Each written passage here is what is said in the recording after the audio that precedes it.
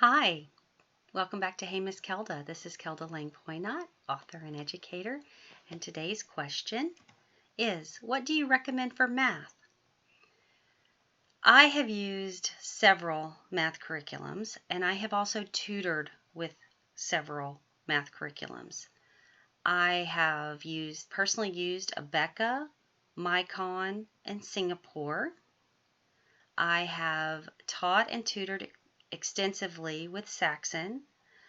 I've tutored a little bit with Bob Jones, a little bit with teaching textbooks, and I've also followed some ACE PACES with other students. The majority of my teaching and household experience for the last probably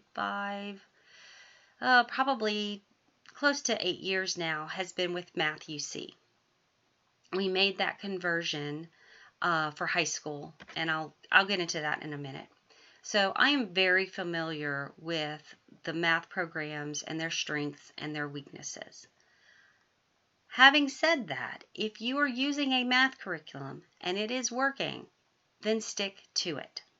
If you are using a math curriculum and it is not working and there's a lot of frustration and you don't really understand how they're trying to teach the subjects, and you're also not familiar with maybe those aspects, then I would say that you probably need a little more resources yourself to be able to help your child. Or you need to use something that has a CD, DVD component, or that is an online program and someone else is going to be teaching your child math.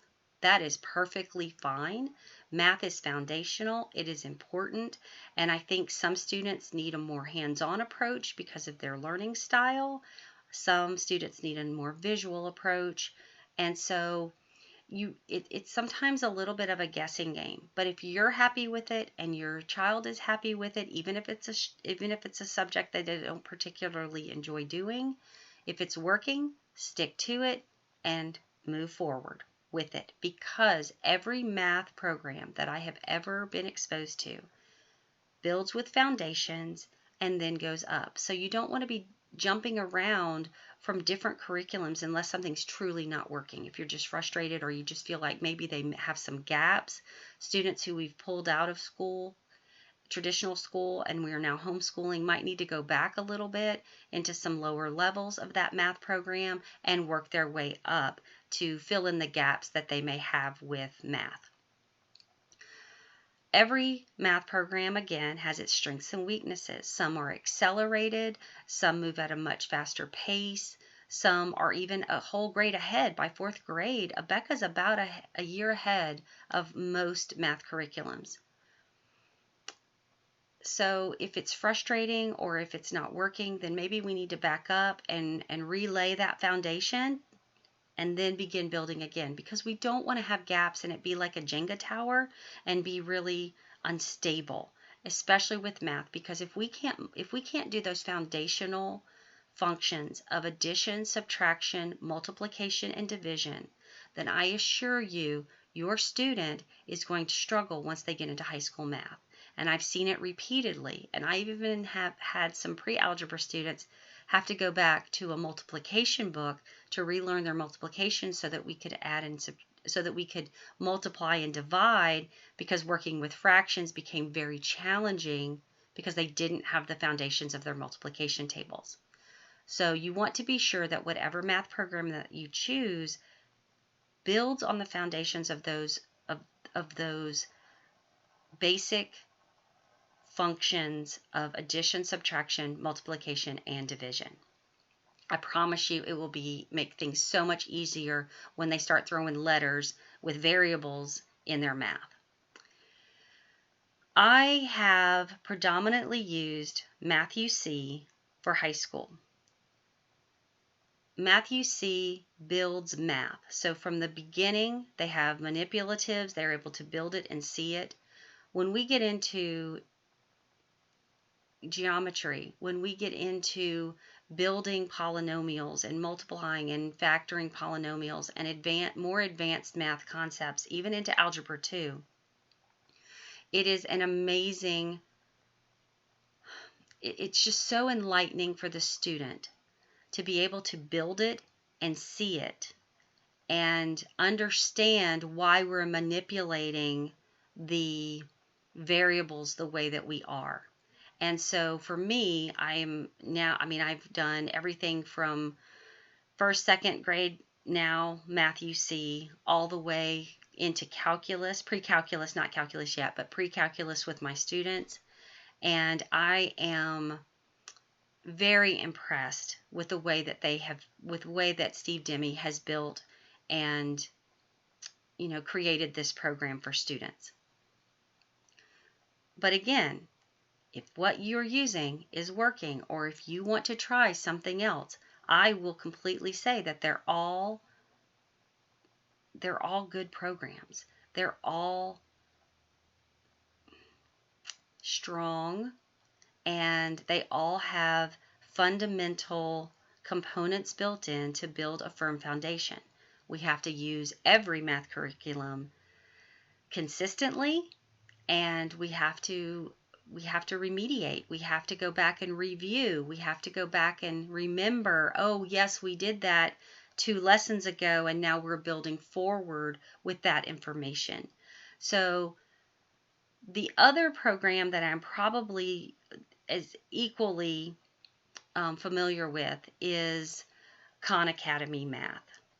I have used that as a summer, for years, I've used that as summer review, summer instruction for students who needed tutoring during the summer, or if they just needed some foundations to go back and relearn. If you are on a budget for homeschooling, math is going to be the one thing that you probably will invest the most in. Science and history we can get from the library.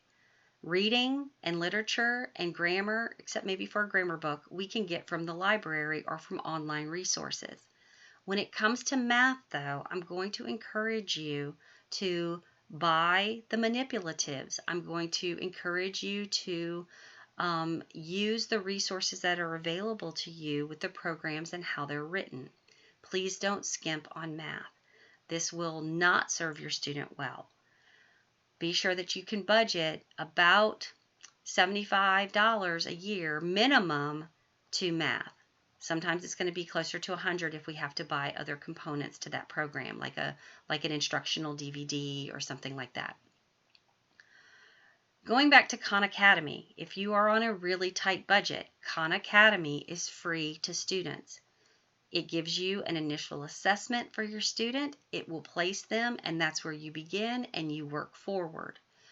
There are checks and tests and quizzes and everything that you would like in that. And so it's easy to use that program to build on. There's also other online programs that are, subscription based that are open to homeschoolers or non-homeschoolers. I know that Time for Learning, there's other programs out there that I'm just not familiar with them, so I'm not going to recommend them as readily as the ones that I've listed and the ones that I know how to do, how they work and how they benefit a student. If you have questions about your math curriculum or whether it's really right for your child, if you're kind of feeling that nudge, then I might investigate some of these other programs. Abeka and Singapore and Bob Jones and Saxon do what's called spiral math, so it doesn't necessarily build from lesson to lesson, but they're going to do review in between and then they'll hit it again. So it's like a spiral that they're kind of going up a spiral staircase, and each time they hit that same concept, it's going to be a little more challenging. They just might have some other lessons in between. Math UC, Micon, and Singapore tend to be more linear, so they're going to master a concept before they really move on to the next concept. And so that makes for a different kind of, their mental, their ability to learn, how they process the information. So more traditional math is like the spiral math, and then there's other programs that teach it in a little bit different, with a little bit different approach.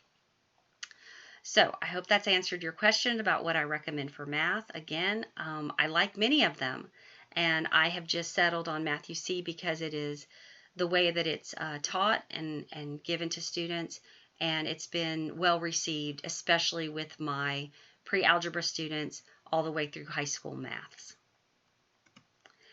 If you would like to contact me, I'm available on Facebook and you can email me. My published works are on Amazon, and I have workshops available for homeschoolers on patreon.com.